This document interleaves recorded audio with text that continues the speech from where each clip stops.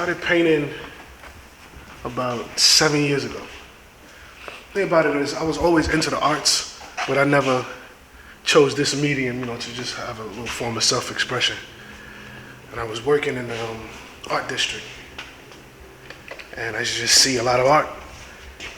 Then, kind of like just learned the language of it and found my voice in it. So here I am now, just expressing, your artistic ideas, thoughts, feelings through this medium, painting. Well, all this body of work is inspired by those family members that we have, that we know them, we see them in pictures, we see them hanging on the walls of our grandmother's house, but we never really know their story. We just see them, we just go through the motion, we gather on Thanksgiving and pull out the photo albums and, we see that we had a uncle so-and-so, aunt so-and-so, grandma so-and-so, and we just never really know their story. So this is kind of like just giving them a voice, almost like a portal for them to just come back and just have a discussion about them, their ambitions, what they wanted to do. So this right here, this figure would be someone who served in the military. For whatever reason, he enrolled at the time, and just giving him his voice.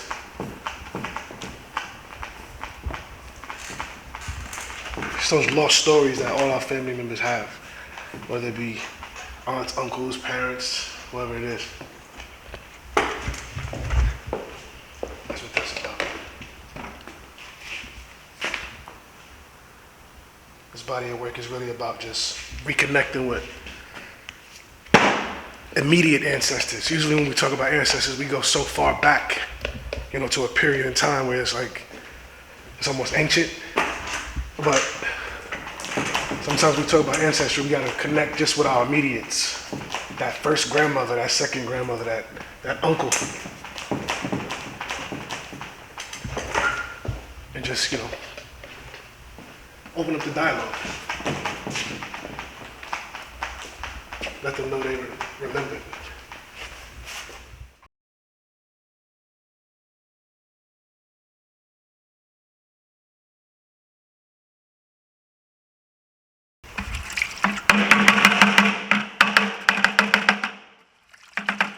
As far as photo references, sometimes I'll use, my family members, friends' family members, or I'll just see a pose that speaks. They say actions speak louder than words. So I'll see a pose that's just speaking to me, or even a look, and I'll morph that look and, recreate someone just from the look. Like, for example, I have a painting that's actually behind here. We'll probably get to it another time. It was a kid, he was posing. And I don't know if you want to try to sneak a peek. It was a kid, he was posing. And I just liked the pose, but it turned into it's an elderly figure, Somebody growing up in Brooklyn, New York, Harlem, we've seen this guy. We all have this uncle. We all know this guy from the neighborhood. And the pose just spoke to me. So he was created from there.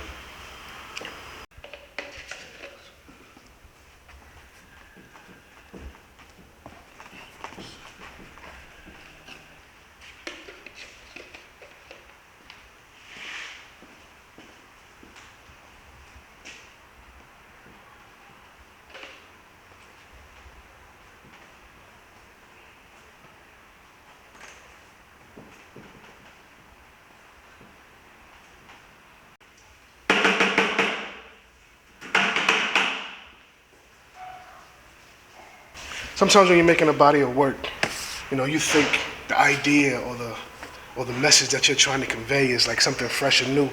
But I'm a firm believer in the message is just constantly just recycle, just circle back from generation to generation. So you have a photographer here, multiple photos from the past, and the title of the book is called Unseen. But it's basically almost the same theme that I'm conveying. It's just these voices that we never heard. So all of the message is constantly just, it goes from generation to generation, person to person, and it's just when you adhere to it, you give your own take on it. So.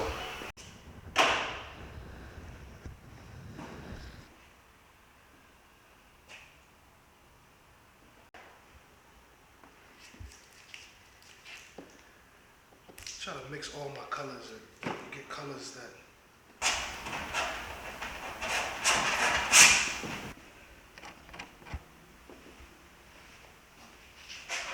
So I'm a Brooklyn-based artist. My studio's in Bushwick, and I've been out here in this residency for about 3 weeks. So I'll be here till the end of December. And sometimes it was just good to just have a change of environment. Actually, you see different colors, different color tones. I'm using colors that I've never even used before. Just from the colors that I see in LA. The sunrise, I feel like there's like a filter over LA. Everything is like almost like a pastel type color. So you don't really see that in New York. New York is a lot of, if it's not bright yellows and reds and greens, it's a lot of grays and darks. But out here, it's brighter. So this kind of changes your mood, your perspective. That's definitely one of the things what made me want to come out here and experience just that change of atmosphere. And it's been working. I see the difference. See the difference in the moods.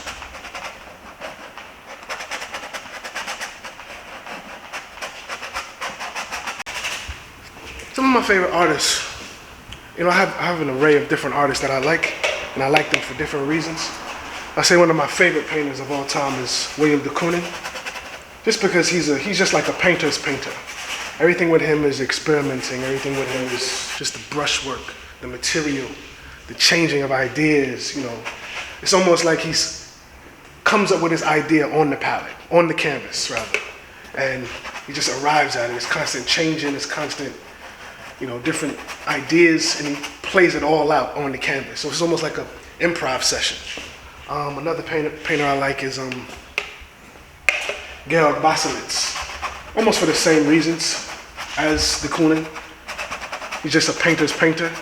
I like Basquiat for his immediacy. Like Basquiat could literally just paint the conversation that he's having.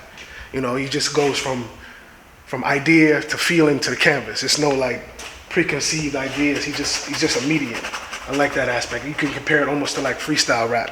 An artist just gets into the booth and just starts rapping. That's how Basquiat painted.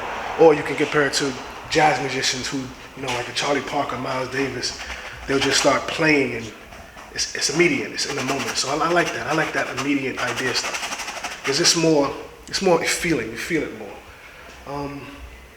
Then there's artists, I like Kerry James Marshall just for his composition, just for his mission. His mission in art and why he picked up that brush and what he wanted to convey and what he wanted to express and leave behind, it's very important. But, my taste in art is it constantly changes. I'm looking at people from today, people from the past. I even like just art from antiquity, African sculptures, that have no name of who made it, but the art, it's inspiring till today. You have African art that inspired Picasso. But we don't know the names of those artists, so what they did was incredible. Find inspiration in everything, from film, from photographers, architecture. It's never ending, and I'm constantly learning and adding more. So, one day I could read a book and I'll find a new artist that I'll find inspiration from. So it's always evolving. It's like right now what I'm doing is just like an underpainting. It's almost like a sketch. You start off real light, see the direction you want to go in, see where you want to change, what you want to edit. So I stay light and then just build up. So you see it's like a process. If I stay light, I can know what I want to add and what I want to take away. So that's why I always go light first.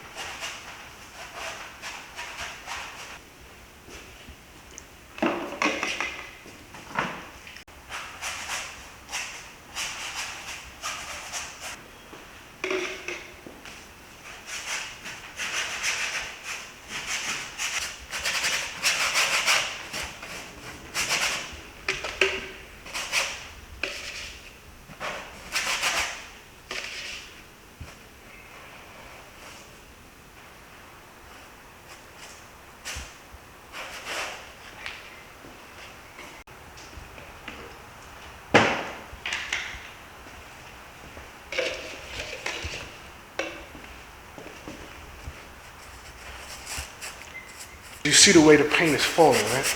It's literally dictating the mood of the entire painting. Like this falling, dripping paint is setting the tone for the direction. He's basically conveying to me that this experience, it wasn't easy. It wasn't easy. It was a challenge. It was just, you know, the military did in Roma in itself, but then the time period of what was happening. You know, you had 60s, 70s, Korean War, you had civil rights. So all of this is that experience. But for this specific person, whoever he may be, you know, we don't know his story.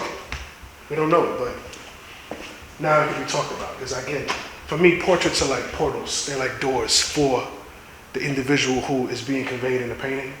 So it's like now we're talking about them. Now we're listening to their story. Now we're researching the times and the period. So every time I see a portrait, I think about it being a door, a portal. It's like you're stepping into that world and you're going back in time, or whatever the period is, and now you can converse. You know, now you can have the necessary dialogue that wasn't being discussed. So anytime I see a portrait again, it's a door, it's a portal, and it's like you're just giving that person an opportunity to speak. That's what a portrait is for me.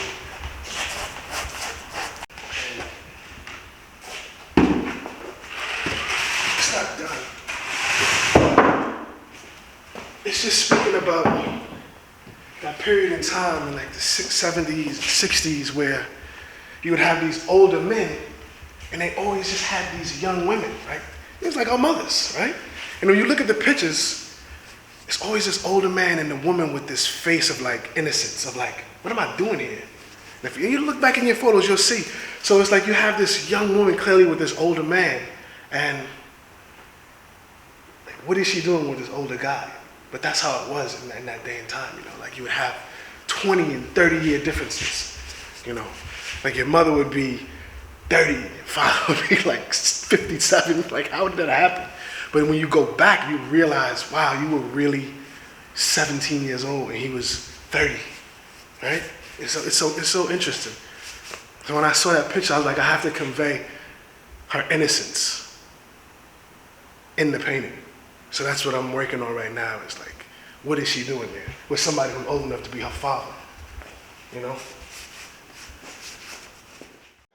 I'm constantly mixing my colors on the palette, so it's like I literally can't even duplicate a color that I've done in a previous painting because it's always just a constant experiment. Like, you know, I'll get a green and I'm like, how did I get that green? I don't even know because, you know, I just arrived at it from just all these array of colors. So it's a constant experiment. And, you know, kind of makes things more unique. You get a good blend.